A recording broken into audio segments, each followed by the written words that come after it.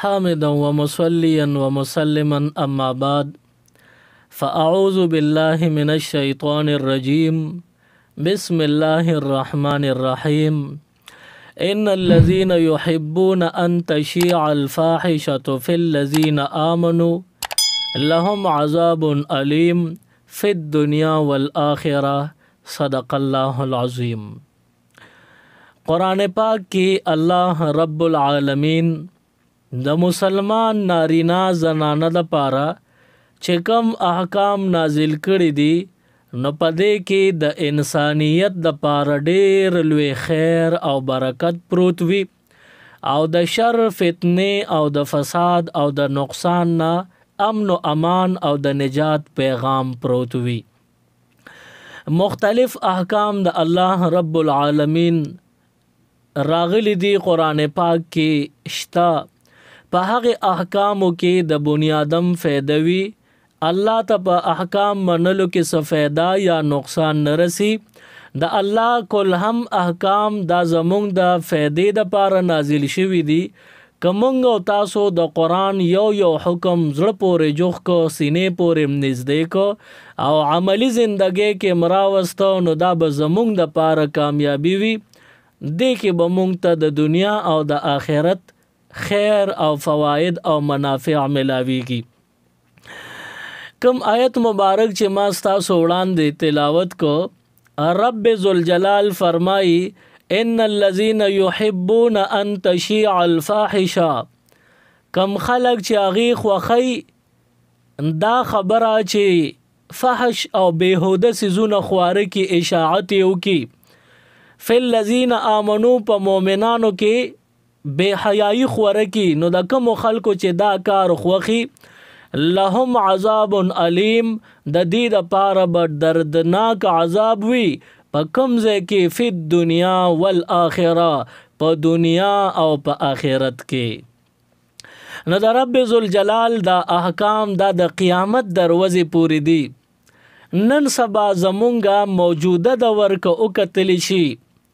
نو په دې دور کې هغه ګناهونه ښکاره شوي او مخې ته راغلي دي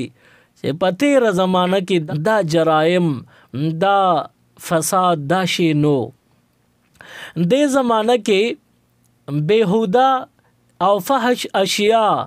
ډېر په اسانه باندې خورېږي او زمونږ معاشره او زمونږ د معاشرې افراد دا تباه و ذلیل او برباد کړل. نه د بېهودګي او فحش څیزونه خورول دا زمونږ د معاشرې حیا ختموي. زمونږ د نوې نسل د سترګو نه حیا وباسي. دا زمونږ دپاره د دنیا او د آخرت ذلت وي او په موږ باندې دنیا هم روانه کی آخرت هم زمونږ دپاره روان ویجاړ او برباد شي.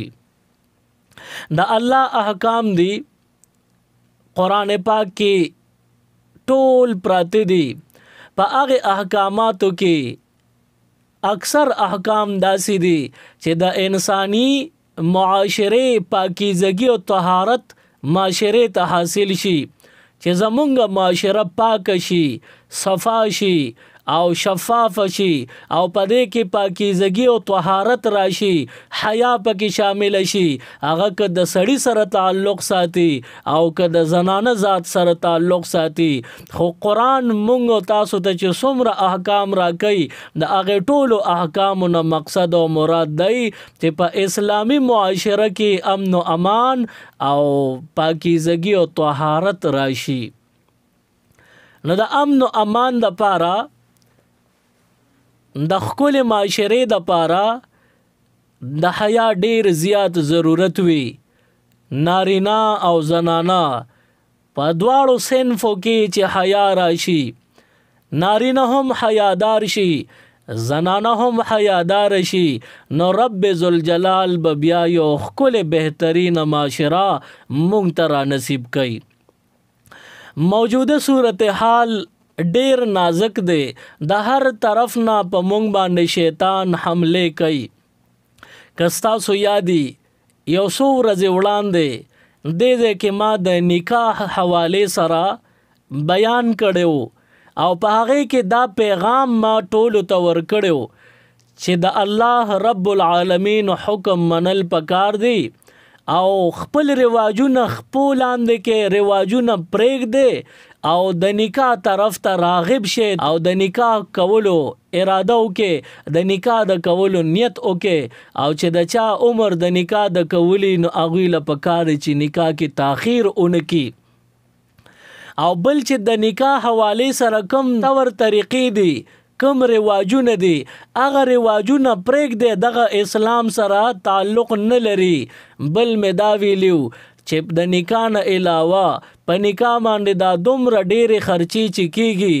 نکاح ګرانه شوه نو زنا به خود ارزانېږي زموږ معاشره به بیا بربادېږي نو زمونږ د معاشرې د آبادۍ سوچ دی زمونږ په معاشره کې د حیا د راتلو دعاګانې دي چې زمونږ معاشره کې او په مونږ کې حیا به څنګه راشي زمونږ نارینه زنانه دی به حیادار څنګه شي دوی به دیندار څنګه شي دوی به الله سره وفادار څنګه شي د نکاح حوالې سره مې خبره کړې وه په هغې کې مې د نکاح د کولو ترغیب د والدینو په نوم باندې پرېښودی چې تاسو چې مور پلار یې او ستاسو په کور کې لونه دي یا د چا زامن وي او هغه بې نکاح ګرځي نو که د چا بچی یا بچی بلوغ عمر ته رسیدلی او خدای دې نه کړي د دوی نه څه خطا او څه داسې قصور وشو نو په دې خطا او قصور کې به مور پلار پوره شریکي د الله د طرف نه عذاب دغه خطاکار او دغه خطاوار سړی او زنانه ته هم ملاویږي او د دې د مور او پلار ته هم پوره سزا او عذاب ملاویږي چې دوی د ګناه لار ولی اختیار کړه تا ورته د نکاح لار بنده کړې رکاوټ دی جوړ کړی دی د نکاح لارې آزادې کې چې د ګناه لارې شاړې او بندې شي په هغه خبرو کې دا یو خبره ډیره اهمه ده زمونږ په معاشره کې تاسو په هر ځای کې لیدلې او که لیدلې نی نو اورېدلې به م وي الله دې دا وخت چاته نه ښیي ډیر افسوس سره دا یوه شرعي مسله درته ذکر کوم چې زموږ نه معاشره کوم طرف ته روانه ده دا په کوم لوري مزل کوي زموږ معاشره د بربادۍ طرف ته روانه ده هغه مسله سنگین هغه دا ده کله یوې جینۍ پسې رشته راشي د الک د طرف نه رشته اغوستلی شي د جینۍ خاندان د انانیت په ټال باندې زانګي د جینۍ خاندان وی چې نه زه چرته او دوی چرته مونږ دا جینۍ دی الک لنه ورکو اوس دغه جینۍ خپل مور پلار رور تر ماما ته وی چې د خدای دپاره ورمې کې د الک او د جینۍ ترمنځ خوښي وي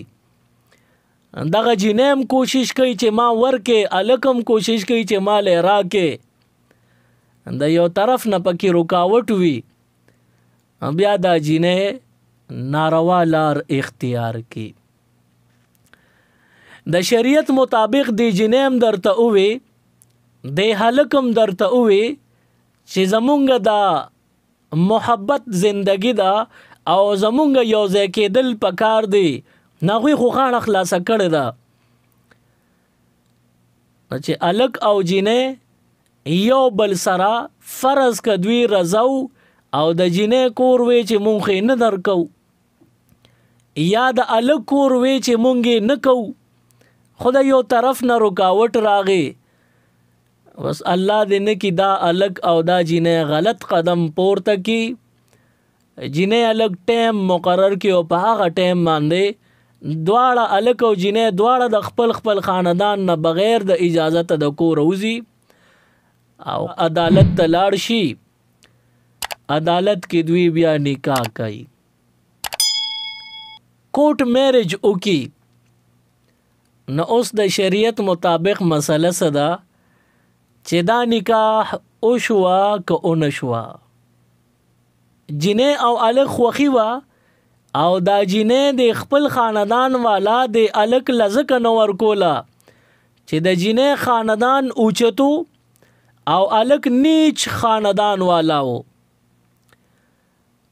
نو د مور پلار په اعتراض وي بچي دا خلک دا الک والا خلک دا زمونږ د ناستې ولاړې نه دي مونږ دې نه ورکو. نو جینې د چا پروا مو نه کړه وتښتېد ورسره. نو عدالت ته لاړل جج پخپله یا نورو وکیلانو چا ول نکاح وکړه او یا بل یو ډېر لوی عالمي خو هغه د دې راتېښتې د تښتېدو مسلې دې خبرو نه نو خبر چې دوی را تښتېدلي هغه ول نکاح وکړه. دا نکاح نه کیږي. زه دا مسله یو ځل بیا واضح کوم ځکه چې دا ډېره سنګینه مسله ده چې کله د یوې جینۍ رشته وغوستې شوه نو حدیث مبارک کې راغلی دی که ستاسو په معیار برابري نو ورې کې او که الک د طرف نه په دې رشته باندې خلک کلک شو چې خامخا به راکوي بار بار د تمینت جاری کوي نو انکار وته مه کوئ ورې کې ګنې دې نه وروستو یو انقلاب به راشي او داسې انقلاب به چې ځان سره بیا څوک هم لو کړل نو د خپل بربادۍ ذموار د خپل شرمندګۍ ذموار به پخپله وي. نو دغه انقلاب څه شی دی د دې علما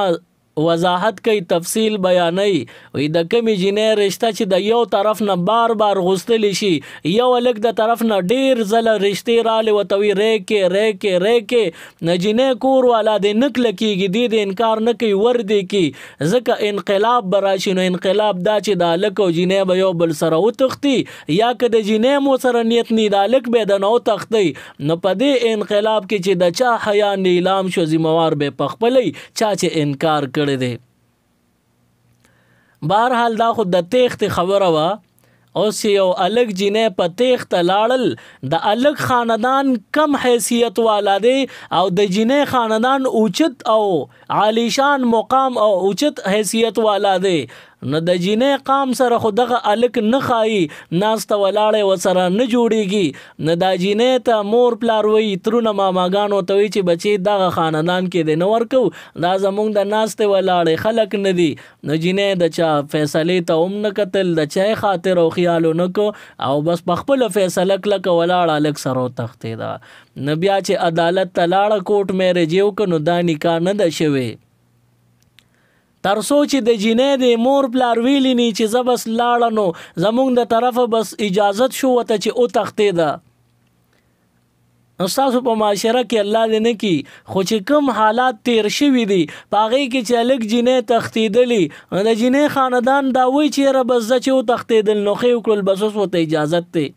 نه هغوی خو وایي که د هلک هم ګیر که یا د جینۍ نو دواړه به وجنو. نو چې دا وایي نو دا خو د اعتراض خبره ده. دوی خو اعتراض کوي په دغه نکاح د الک او د دغه جینۍ په نکاح باندې د دې د وجې نه دوی د دې الک او د جینۍ په دې نکاح باندې رضا نه دي او چې رضا نی دا مور پلار نو بیا د دې جینۍ دغه الک سره نکاح نه ده شوې او چې نکاح نی شوي بیا دا الک جینۍ چې ته لاړ شي ځان له کور خپل یا د بل په کری واخلي په هغې کې اوسیږي څه زمانه بعد بچي مو شي نو چې نکاح نی شوي اولاد راغی دا د کم طرفی نو دا پاکیزه اولاد نه وي دې ته حلالي اولاد نه وي. د دې د وجې نه تاسو خپله معاشره د دغې پلیتۍ او د دغې ګن نه صفا کې په معاشره کې د خپلو نکاحګانو د خپلو بچو د رشتو فیصلې زر تر زره وکړئ چې الله پاک د دغې ګناه نه کم از کم تاسو وساتي. چېرته خدای مکه ستاسو زمونږه الله مکه بیا م ویم الله مکه عزتونه تارونار او نیلام نشي. بهرحال دا یو ډیره سیریس او حساس مسله وه په دې باندې ډیر زیات خیال کول پکار دي او تاسو ودونه آسان کې خرچې ته لري کې رواجونه رسمونه ته نه ختم کې نو بیا به د زنا لارې په خپل بنديږي او دغه لارې به په خپل شړيږي. تاسو د نکاح لارې عام کې نکاح ارزانه او آسانه کې بهرحال زمونږ حالات حاضره یعنی موجوده حالات په دې باندې نن زما بیانو دغه یو مسله تفصیلی مې وکړله خو دغه زمونږ عنوان نو خو دغه خبرې او زمونږ د دې ننني عنوان خپل منځ کې نسبت او تعلق شته موجوده حالاتو کې بے حیايي زیاته شوې ده اوس دا بے حیايي زیاتر په موبایل باندې خوريږي الک او جینې کویدنو کې نو په کویدن کې دا الک دی جینې له موبایل رولیږي نو هغه جینې د الک سره فرض کا خبره نه کول غواړي نو دا الک وته وی چې ته خو زما منګېترې او زه به تا سره خبرې کول غواړم دا خو سم بده خبره نه ده غیر مناسب حرکت خو نه دی هغه جینې مجبور شي او دغه الګ سره په فون باندې خبرې شروع کی نو د خپل لوریانو ته د کویدن نرستو موبایل لاس کې مور کوي ځکه کته الله رضا کول غواړي او شیطان لملا ماتول غواړي او خپل حیا ځان پورې راجوختول غواړي نو بیا موبایل ستا کور ته راتلل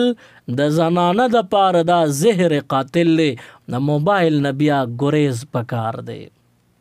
یو خدا سي زنانه غریلو زنانه لکه زه د خپل کور خبرو کوم زمونږ په کور کې په خوا به ټلیفون او پی ټی سی ال اوس موبایل دی جدید دور دی کور سره مور سره رورو خور سره رابطه کې نو کور کې فون پروتي پاغه باندې کنټیکټ کیږي زه دغه نه یادوم هغه قابل اعتراض نه زه هغه موبایل یادوم چې یوی جینیلا چرته خپل بوای فرند ورکړی دی یا خپل فیونسی ول ورکړی دی منګیتر ول ورکړی دی نو په دغه موبایل باندې د الله د طرف نه پابندی ده دغه موبایل دی جنې سره جایز نه دی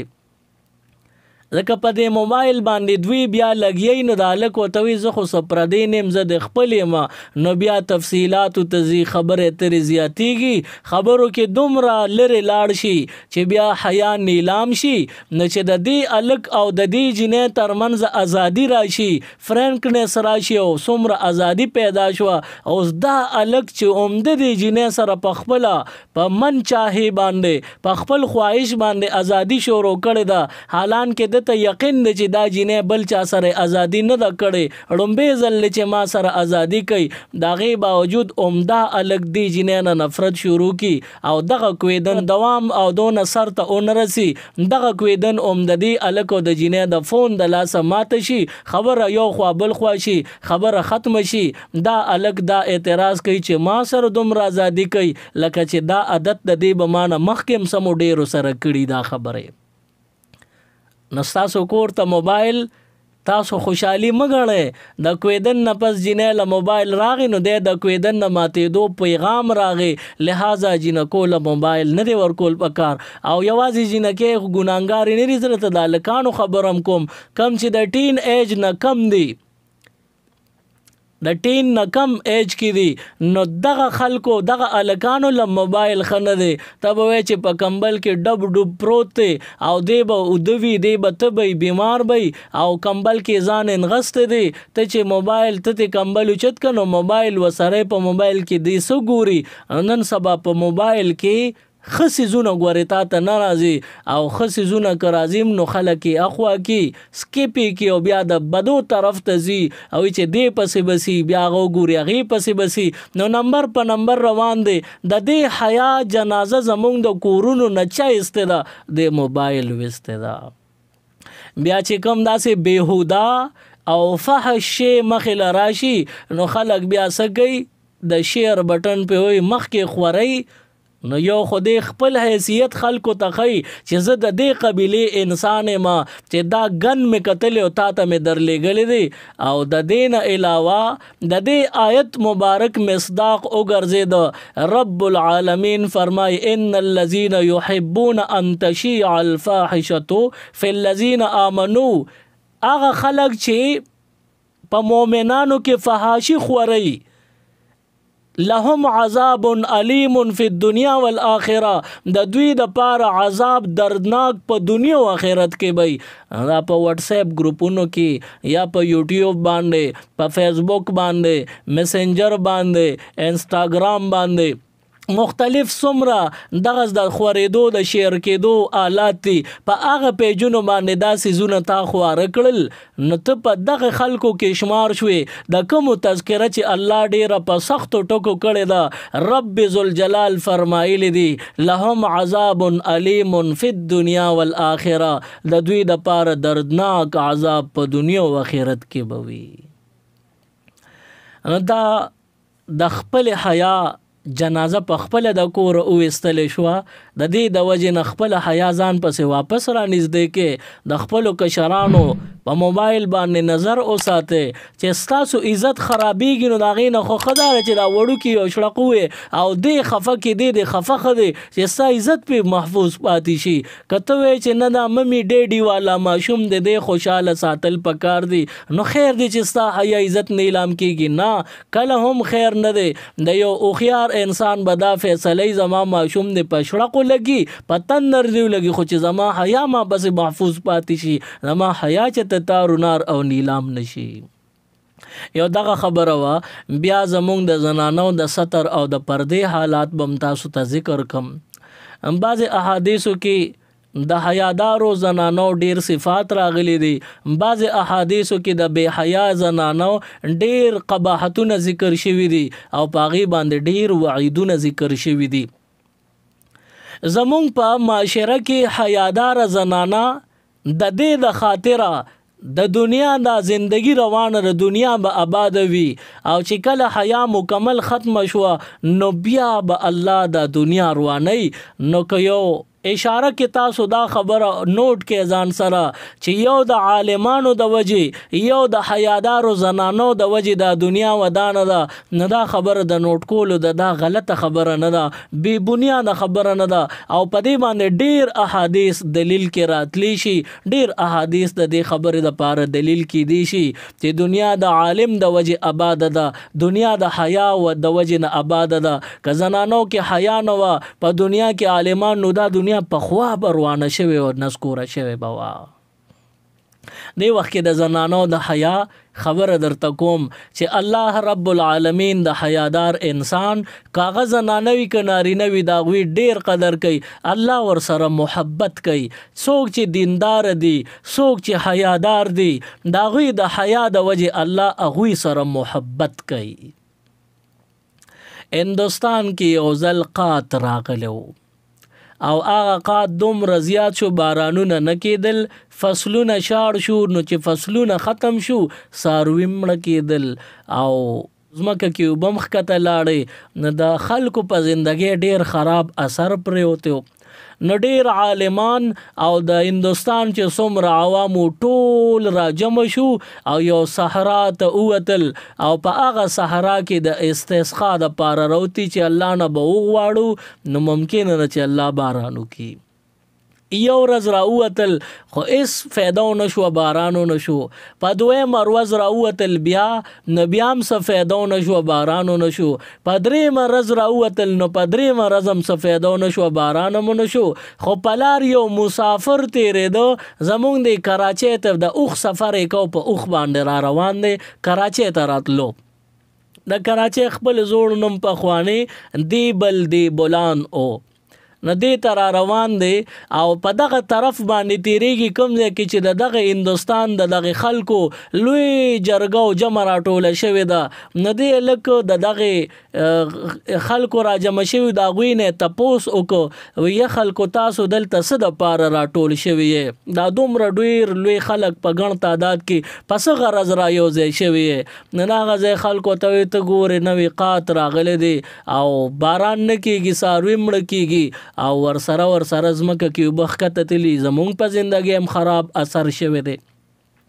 دغه نوجوان ورته وایي که زه درته دعا وکړم او باران وشو نو تاسو به خوشحاله شئ. نو هغې کې لوی لوی عالمانو هغوی وخندل وایي دا دونه لوی لوی خلک راغلي دي او ګڼ تعداد کې مسلمانان راټول شوي دي د دوی په خولې 3 ځله پرون او بله ورځ نن استسقا کېږي او دعا غوښتلې کېږي باران نه کېږي. یو ته وایې چې زما په خولې به خدای باران وکړي زه وکنو وی دا الک لاړو کومه اوښ چې ورسره په اوښ د پاسه کې جاوه کې یو ډولی شان وه په هغې کې داسې محسوسېده چې څوک ناست دي. د هغې اوخ د پاسه کوم ډولې واغې نه کپړه او صادر ته هغه صادر یې ونیو او ځان سره څه دوا وکړه او چې څنګه دوا وکړو لاسې په مخ راخ او واپس را روان شو دی مسلمانانو طرف ته چې را روان شو نو باران شروع شو دی مسلمانانو ته واپس یو څو قدمه کې لوند شو په باران باندې